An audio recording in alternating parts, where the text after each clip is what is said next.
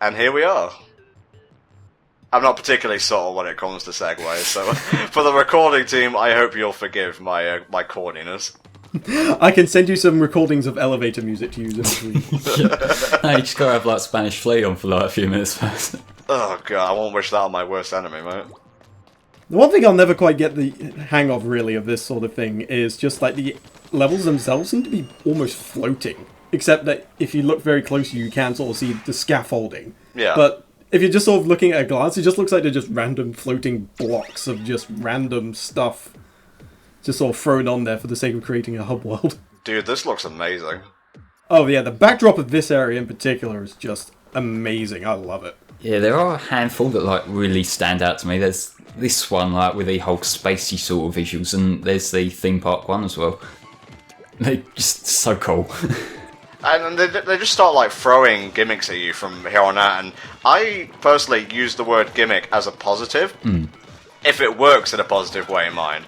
You know, I've played so many Sonic games, I've just come to learn what's a bad gimmick and what's a good one. And invisible platforms, pretty neat if done right. I'm dead. Well, that's what I get for praising something, I guess. Yeah, back to Handcastle with you. Plan B, mindlessly insulted. Fuck you, Splatoon. Your only flaw is that you're too great. Fuck off, I want to win.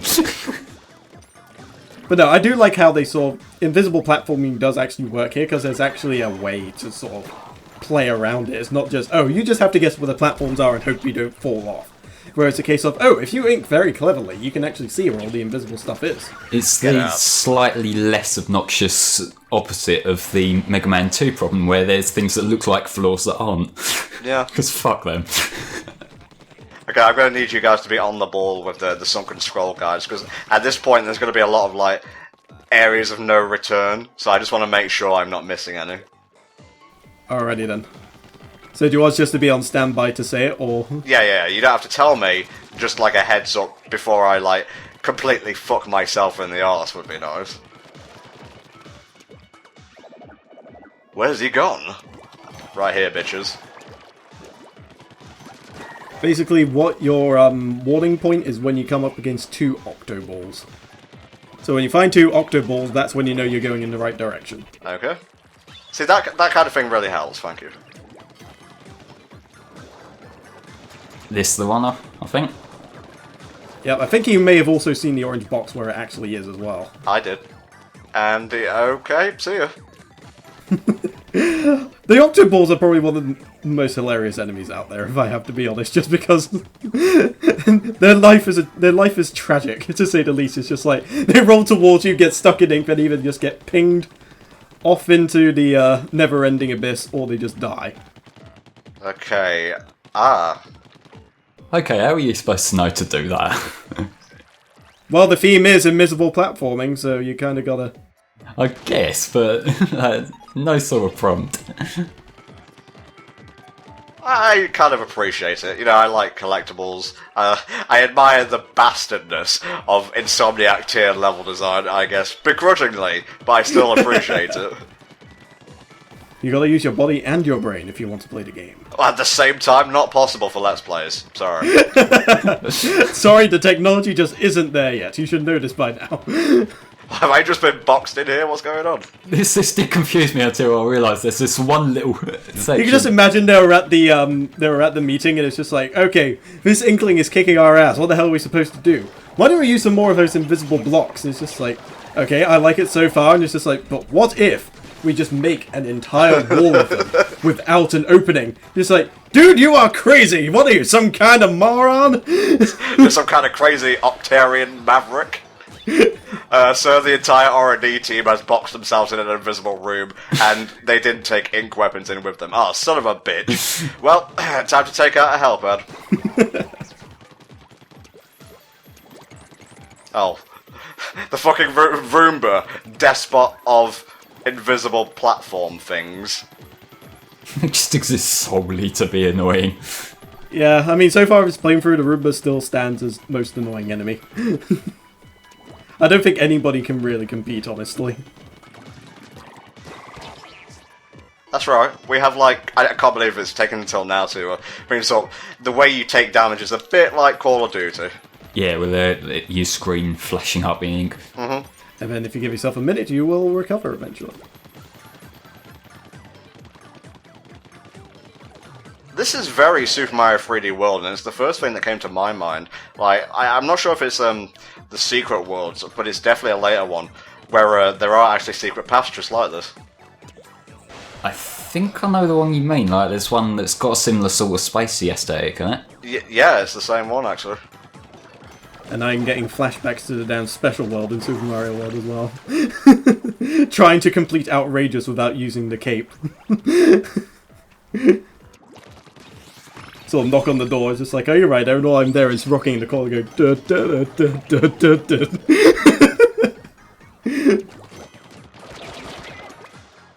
Nah, mate. Too quick on the uptake. We can see through your little games. It's like, oh, I fired prematurely. Am I over here? Or am I over here? Fuck! Well, you're falling now. This is why you have zero self-confidence. I think you'll find. Well, to be fair, you were taunting them. You got your karma. I guess. Okay. Oh, I thought you actually got shot off the edge there for a second. That's why I went possum, because like my life flashed before my eyes, and I guess my body just shut down. Your body was not, in fact, ready. No. Leave no survivors. I'm gonna have to get up close and personal for this. I don't like this. I was seeing you getting quite close to the front of the platform, and I'm thinking, please don't do that again. Although this is an example of why some of the amiibo stages find some stages easier than others, because this one, the sniper rifle, would be absolutely ideal, because you could just take them out before you even approach the platforms themselves. I imagine it would be quite slow going through this level with a sniper, though, having to aim the little bits along the platform as you go. Imagine trying to do this with the roller, mate. Oh, Jesus Christ. Yeah, that's what I was about to say. The roller is going to be really difficult on this one. I mean, finding the hidden platforms probably won't be too bad, but hitting the enemies across the way, that's going to be tricky. That's dumb. And I love it. Although it's still better than a lot of the weird fashion shows that you get in this time and day as well. Fashion is like a big thing for the Splatoon aesthetic. Yeah, but at least they're not going around wearing a goddamn cardboard box or anything like that, in a bid to make some kind of fashion statement. I mean, we're not critiquing the game as a whole, but the visual style, it just works, I think. It's just weird and how it all works like that. They just sort of took something that don't really have much association with each other and just turned it into something that just works really well. I mean, there's not really much else you can say about that. We're really playing like a hide-and-seek game for the levels at this point. Yeah, 3, 4, and 5 is where things get real as far as the hide-and-seek goes. I'll just get them as they come up. There's no need to waste time doing them OCD-like in order. Okay, for the Flooder Junkyard, you have to go off the beaten path to find an ink rail. So... Yeah, I think I remember this one. It's funny how I remember the ones that give me a lot of trouble, but sometimes I just forget the ones that don't. We're gonna come across these guys as well, like the Super Roomba, for lack of a better word. Jesus, folk. They chase after you relentlessly if they spot you. Yeah, it's when you got two of them coming towards you and you're like, fuck. You just sort of question the futility of your own existence at that point and just sort of quietly accept what comes next. At the start, I thought they moved along a set path, and like on their own they kind of do, but if they see you, they're coming for that ass. Yeah. Swiggity switty. It's like they develop a mind of their own, like a couple of minutes in. Right, I think the jump panel is like up there, but don't quote me on that. I'll find it. Don't look at me. Don't look at me. Nothing to see here, nothing to see here. If you look at the Wii U gamepad, there is actually like you can see the positions of these guys on there, so it's not too bad. There we go, this is what you're looking for. Do I have to just kind of jump down there, or? You have to activate it first, and then you can kind of go across. Okay. But there's meant to be like a couple here, so... Yeah, there you go. You have to kind of like do some tricky jumping thing. Oh, I see where it is. That's mean. And very mean. I'm scared. You can probably do like some kind of jump and shoot thing for this. There we go. Hey, there we go. That looks a lot more finicky than it needs to be. It's one of those ones that required like some tricky jumping maneuvers in order to actually get by for that one. Actual gameplay?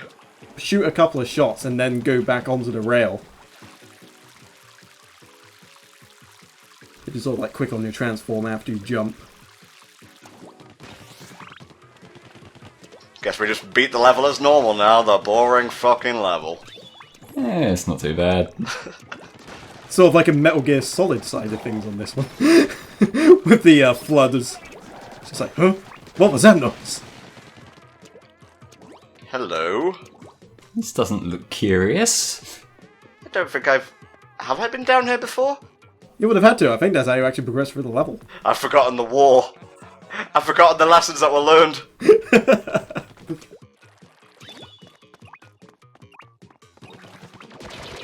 Turf war. Turf war never changes. Yeah, it does. It changes every few hours. Didn't you see, Callie Murray? And just somewhere, just in the background, you see like a squid just come out the ink. Has a beard and it's just like, kept you waiting, huh? Do we think Snake is ever going to be back in Smash Bros? Probably not. I think with the recent Konami misgivings, I would really doubt it at this point, if I'm honest. As much as I would love to see Snake again, I just do not think it's going to happen. Like, the moment has passed and Konami have just made a few too many boneheaded mistakes, let's just say. Yeah, definitely. As far as I recall, it was Kojima who really pushed for him to be in on it, and he's kind of not with them anymore, so there's probably no force or desire from Konami's end. So, what we're trying to say is, Helldragon is never going to get Simon Belmont. Tee-hee, tee-hee-hee-hee. Which does kind of suck, because I think Simon would be like a cool character, but like it probably just won't happen. Yeah, I think it's just going to be one of those things we'll have to accept, unfortunately.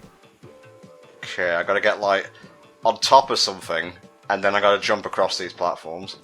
Yeah, I think on this one you actually have to start jumping on top of the floods in order to traverse some of the extra platforms to find the key. I thought that one turned around to look at you for a sec there, and I was starting to worry. Sort of like that T-1000 sort of like slowly sort of turning towards you sort of thing. That was a really bad time to run out of ink. There we go.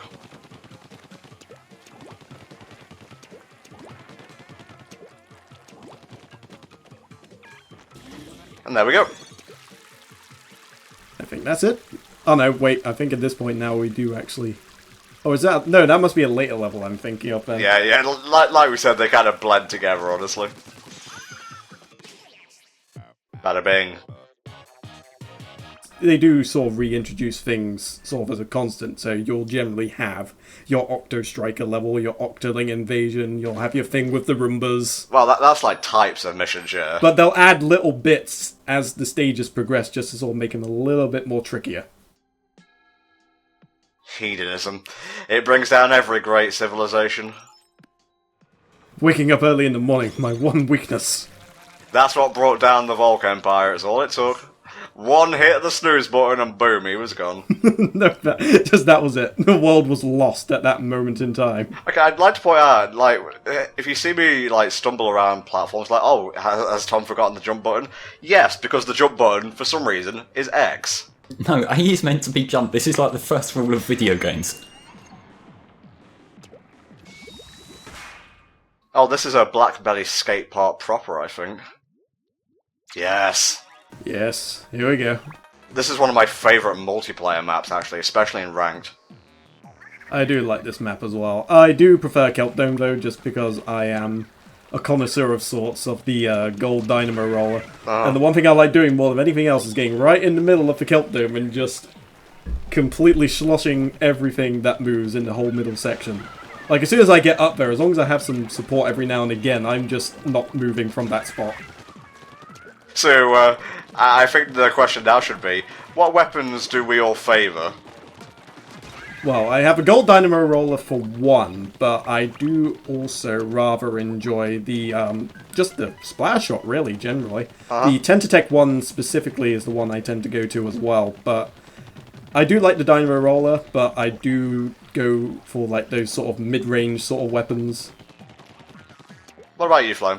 Well, there's one weapon in particular I go back to quite a bit. I believe it's the Splashmatic, or it's called something like that, but it's sort of like the splatter shot, but it's got quite a good reach to it, and like my strategy for getting back into the battle is just shoot, dash, and that kind of there's less time when you're vulnerable, so that's kind of my go-to.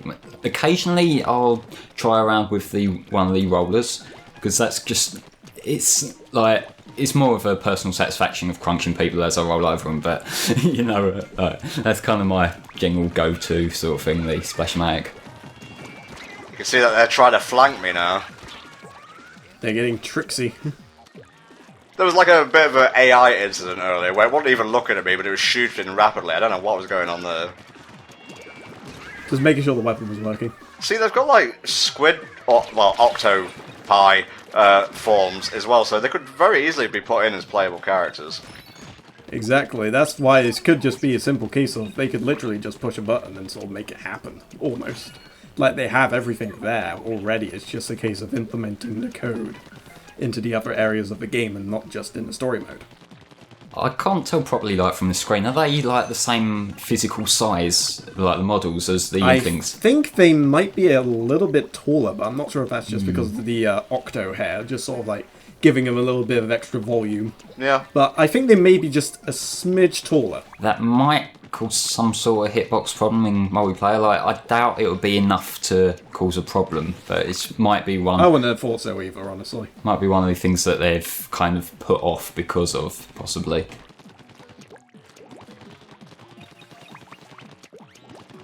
I'm making damn sure this time that I haven't forgotten that friggin' thing. Yeah. There we go. Hey, there you go. That was actually probably one of the more easier ones to find, because as always you're sort of looking around, you'll come across it eventually. Uh-huh. It's not like one of those ones that's sort of hidden in some tricky platforming bit or whatever. That might also be because of, like, familiarity with this particular map, so you kind of know where all the little things pushed aside might be. The maps are actually altered here. Like, some parts are blocked off, I guess. They didn't want you, like, having free reign over the whole thing. Oh, and this is actually a very interesting picture, because at the time of recording this, I believe it might actually be tomorrow. That weapon is actually being added to the game. It's called the Bamboozler. Ah.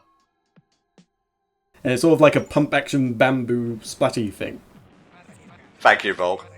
And Volk writes all the weapon descriptions for Nintendo, you see. It's a bamboo squelchy splatty thing. There you go. I just... Pay the man! Pay me! Again, not doing this in any particular order, I'll just get them as they come up. Splatling does not include sandwich. What weapon would you guys add? I'm going to start with you this time, Flo. I'm not too sure what else you could add, really. Unless, I guess, like a kind of ink laser sort of thing. Like, I think the Spartan laser from Halo, just like maybe without the charge, just to kind of direct ahead sort of thing. There's this thing in Sly, I forget which game it is, where you could make like a copy of yourself, like a wooden stand to confuse people. So, get this, if the Octolings ever become like a playable race, you could have a decoy octopus. That could be kind of cool, though it could also get kind of obnoxious if it's like a repeated thing. Oh, you didn't catch my obvious reference. Yeah, but then again, you can also take it a step further. If by some chance they make that a sub-weapon and put it onto an ink roller... Oh, I think I'll get where you're going now. Then that way you can have the stand and have the ink roller and just go Dio Brando on everyone. Yes, Flame, it was a Metal Gear Solid reference. I'm slow. Right, what's the cut-off point this time, Bob, before I step on this thing? Let me see here. What was that one again? No, I don't need you to tell me where it is, just what is the cut-off point. This one I'm not entirely sure. I'm trying to figure out which stage it actually is. It does not tell me. Oh, 13, stage 13. Stage 13. While progressing through level 13, 2 octocoppers and a wall moving back and forth. You're looking to take the path to the right. As for a weapon that I would add, this one's actually very, very easy for me, because there's one weapon that I've been sort of thinking about, and that is actually a fountain pen. Ooh.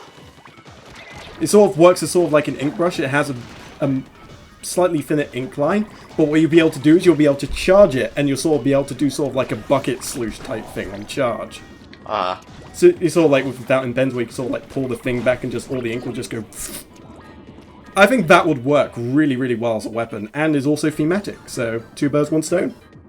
I suppose what would be cool, and this is solely from the idea of seeing an inkling pushing it around rather than actually being useful, but like having the feather writer, that could look kind of cool. Even if it's like bigger than the inkling itself, it'd look goofy and hilarious. New gimmick here. These are grates that will just push you off if you let them. Oh, the joys of moving platforms. Huh. That doesn't sound anything like what you described, so I guess it's a different thing going back and forth.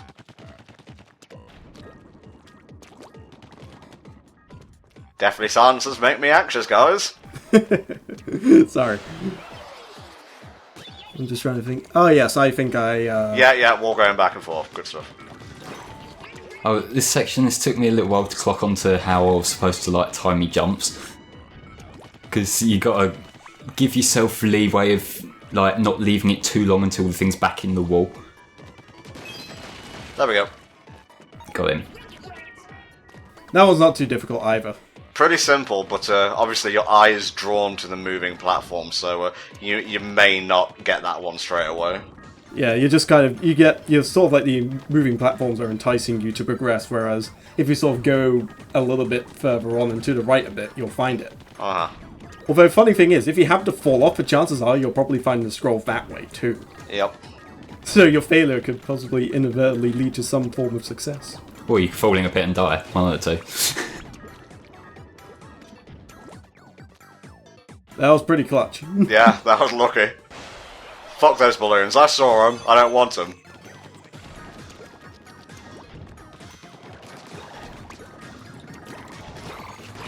I ain't afraid of no octolings.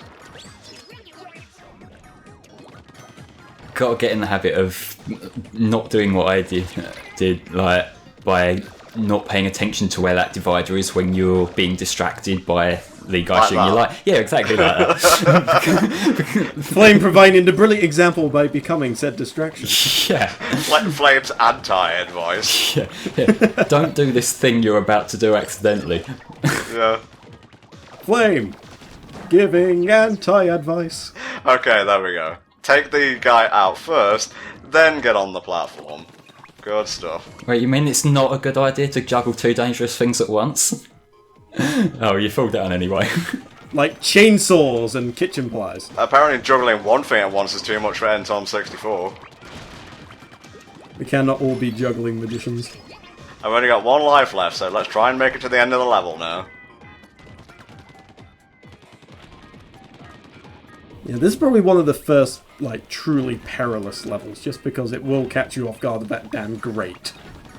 It's kind of like a stealthy sort of difficulty jump, because nothing here really looks anything out of the ordinary, but then you get the kind of like times when you've got 2 things attacking you at once, like what just killed Tom then, and it's like you've got to pay a little bit more attention than you had been. I do like these levels though, and all the mistakes have been my own, to be fair. Yeah, and it's not like one of those sort of things where it's like clearly a design flaw or anything like that. No. Deaths usually, when they happen, are normally quite fair. It's just a case of you sort of have to tweak something. Sort of like jump a little bit sooner, or make sure you clear out all the enemies before jumping, or whatever. It's just little things like that. Propaganda! Buy our clothes! It's kind of what folks are saying, like, as well as that, they are kind of generous with checkpoints as well, so it's not really too much of a bother. Like, if you screw something up, you think, okay, I can go give this another go. Yeah. Yeah, it's not really too punishing if you do lose all your lives either. It just means you got to start the level again. That's usually no big thing. Well, we've seen the great octo weapons so far. We've had a little taste, and I ain't impressed. Great octo weapons. A rookie has been able to take down these colossal weapons of yore. So if a whole army couldn't do it, hire better people. They just weren't prepared for weapons of mass destruction. Fuck you, Volk. Sorry, I was waiting for that one ever since the pop-up came up. Okay, there's the next one. Admittedly, this was the hub world I think I got lost in the most, as far as I can recall. And I think it was the one in the middle that got me, because there's all this other stuff that is prompting you to kind of jump up. I didn't think of the one that should be obvious. Stage 4's a bit weird because there's a lot of bits where you sort of have to drop down in order to get to the next bit. Yeah. Whereas with this one, it's all sort of tricky platforming jumps to get to the bits where you need to go, but it's all sort of spread out a bit. Whereas with the Stage 4, most of them is sort of, you have to do a little bit of platforming, and then there's like a floating platform or something you have to jump down to get underneath the level, and then there's like a stage there. Okay, what's the cut-off point on this one, lads? Let's take a look. That's Flooded Junkyard? No, we've already had that one. Stage 10, Mo. Ink Rails Skyscape. You'll reach an area with Frink ink rails. Shoot the ink rails to activate them and take the middle rail towards the location of the orange box. Gotcha. I got this shit, no problem. No problem, Bob. See, we were talking about how these things were cool, and they give you a whole stage. That's what Splatoon does. It whets your appetite with good gimmicks, and then it gives you a whole stage built around those gimmicks. I'll just make an entire roller coaster off one of these and just put loops and things in there. It'll be great. I do like the little details of the tracks going overhead and that. It's like a world that's been abandoned, because all the wars have been going on and the like. The wackiest theme park ever. Yeah, it's like the most friendly and upbeat looking post-apocalyptic scenario ever. It kind of just puts a whole different spin on it, and one example I could think of that did something similar was Enslaved, Odyssey of the West, where it kind of took the whole post-apocalyptic thing. It's it doesn't have to be all brown and black. Just create vast fields of green, and whereas with this one it does it a little bit differently as well, just all this weird stuff going on in the background and all these little things you can sort of see if you look hard enough. You just think, oh, there's a roller coaster here, or there's a little piece of track here. I really like Enslaved Odyssey to the West. It's janky as fuck, but I also find it very charming, even if the the level design and just the gameplay gets a little bit samey. Yeah, it's the whole matter of post-apocalyptic doesn't literally have to mean death and destruction, so to speak. There's so many different ways you can go about it, and Enslaved and Splatoon, I think, are two very good examples. There's also Hope. Hope, yeah, that's another good one. I think with the post-apocalyptic stuff, what is setting is kind of how long the thing is set after said apocalypse, with what will have been built up in that time that kind of makes it interesting, because it's like the alternate take on reality, basically.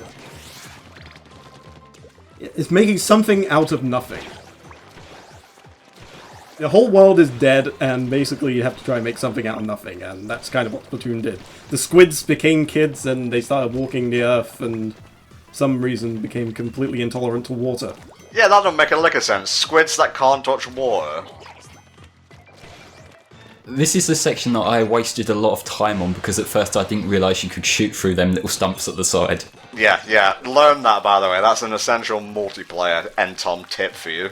Use that cover when using the Inkzooka. Actually, one thing I did at that particular section was I didn't actually use the Inkzooka at all. I just stayed at the top and just kept jumping up, taking a few pot shots until everyone was dead. Uh-huh. And then I just picked up the Inkzooka and saved it for later. That was pretty satisfying. Oh, we're going the wrong way. There we go. Level over! Good stuff. So, how many more levels do we have left now? It can't be that many, surely. I think one or so. The Inkling evolutionary tree. That looks slightly more terrifying given the kind of... The one in the middle just looks completely terrifying. Nightmares are made from that. Mollusk error. Good stuff. Okay, we need one more. Where the fuck be it? I think it's you said in the middle, Flame. Yeah, there's one in the middle that's kind of around here somewhere, I believe. Got it. Hey! That's the one that I wasted a lot of time looking around for, because It's like hidden in the place where you would have thought to have looked if it weren't for all the other stuff in the hub world distracting you. Oh, it's the port level. Yeah, this one, the sunken scroll is behind a checkpoint. Ah, okay. So look behind a checkpoint to find an orange box. Well, that's just giving me... I thought I was about to fall into the water then. That's just giving me the location. Like, in future, just kind of say, oh, maybe just watch out for checkpoints and such. Alright then. Thank you. Behind a checkpoint then. I'll go Okay. with that. And now that I've given you an out, if I get it wrong, you have my permission to call me a fuck-up. Alright then. I'll keep this in mind. It'll be a very useful tool for your LP career with me, I assure you. This is a great power. I'm not sure if I'm responsible enough to use it yet. Right, behind a checkpoint. What's the actual name of this level? Blue Fin something? Bluefin Depot, I think. Bluefin Depot. Okay, am I thinking of, like, Port Mackerel? Port Mackerel, yeah. No, Port Mackerel is like the... Isn't that the harbour? Is that the one that was in the test fire to start with? The one that I isn't... think so. It's like the one with all like the weird storage crates. That's the one, I think. It's got like the crane bits as well. No, that's Walleye Warehouse, I think. No, that's the other one from the test fire. I'm so, like, woefully behind when it comes to Splatoon. Yeah, like we know what the levels are, it's just that sometimes we get the names mixed up. Yeah. Like we can refer to them by their set pieces, but the minute we try to mention them by name, that's when we start getting everything wrong.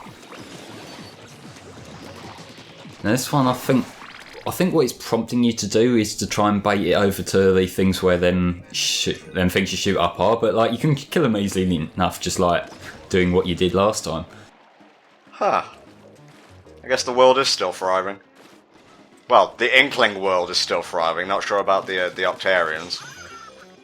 I heard Thomson Cruises have saw like massive stock increases ever since the apocalypse happened. Well, they've had to all buy boats since like they forgot how to swim. Just cruise ships everywhere.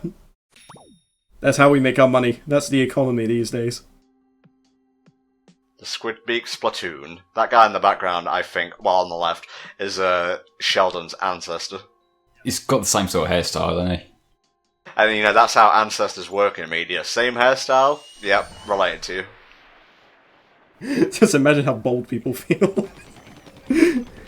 Everyone's an ancestor! I have no family. Yeah. Okay, just gotta make our way up to the boss kettle now. Might as well take the shortcut. And now we get to face the attack of the rampaging Octowall! Damn, man. Do we have the actual actor Volkamar in our presence? Is that him? Alright, let's see what the dealio of this guy was. Oh, I remember this guy. This is just basically a giant Octoball. Oh, this guy. And the deal with Octo Balls is, you just gotta get them stuck in your ink trails, and boom, they're ripe for the sniping. Yeah, except for this guy, you gotta use significantly more ink. In fact, you probably need to get yourself a good trail about halfway the length of the stage towards the end to make sure he actually gets stuck.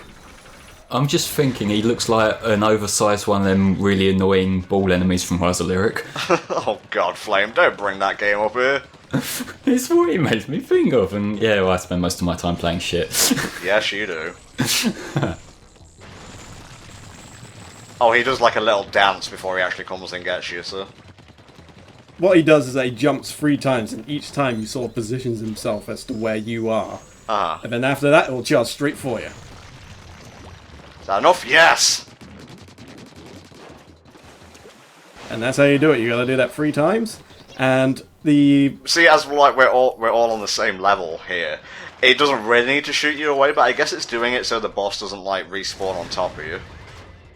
That's exactly how they go about it, just to sort of make sure that you're not going to take any unfair hits. Yeah, and here's how they make this boss a little bit harder.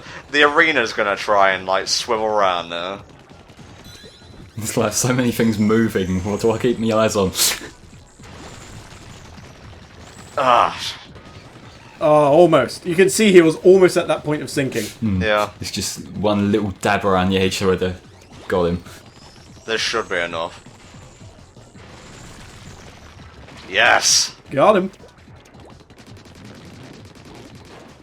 2 down, 1 to go. And now some of the platforms can't actually be inked. Damn. And the rotating platforms are still there, so, have fun with that. Well, it's the rule of 3. I expect each stage to get a little bit more challenging. Why am I reminded of the boss arena for Chaos 6 in Sonic Adventure? It's... I don't know, I'm thinking more just because of the cogs and that, that's really... It's making me think of something and I can't quite put my finger on what. That was almost perfect, but this is going to get a lot more tricky now. Yeah. Because of this one, you need to make sure that the path sort of somewhat comes into line with him charging towards you as well. Otherwise, you're not going to have a fun time with this one. I suppose, once he's over at the side there, you've got that middle section that should be just the right size to catch him, but it's whether you can easily bait him into that or not. This can be fairly tricky, so I apologise if it takes a bit. This is probably the trickiest boss aside from the last boss, honestly. At least that's what I thought so. Hey, that's it. Boss over, yeah! Bye-bye. And the metallic clam has breathed his last. Bye-bye, Cloister. Mega Cloister! Teased only in Splatoon. Why isn't there a Mega Cloister? Because he's here. Well, I don't know. If that was a Mega Cloister, his defense would be so absurd, it would probably actually be more defensive than Shuckle. Jesus. Don't fuckle with Shuckle. The boss is so derpy in, its concept art. And this is the one where you get the error spray from the scroll plans. The MG and the NG? Yep, that's right. Or the NG and the RG, I believe. There you go. See, this is why Vulcan Flame are here, primarily to correct me. Oh, we're not going to blast you too much on that one, because it's only 2 letters. Don't worry, I'm not ignoring the story, it's just Cuttlefish and the non-named evil entity having a bit of a back and forth. And Cuttlefish has been kidnapped. You will not interfere any longer. Text at the bottom of the screen is the most engaging way to tell a story, don't you think? The funny thing is, he says that he will not interfere any longer, but he hasn't actually done anything. Yeah. We've been doing most of the work here. They captured the wrong dude. Well, maybe we'll run into Agents 1 and 2. Once we continue our safety inspection of this rig here. I'm going to make my way over there, and then I guess we can just take a little break, because there's 6 worlds in the game, I believe, so half and half. Sounds good. There's 2 more worlds after this one. Oh, damn. 4 and 5, and then the final boss is obviously, I guess, can be classed as its own world, since it's quite a long level.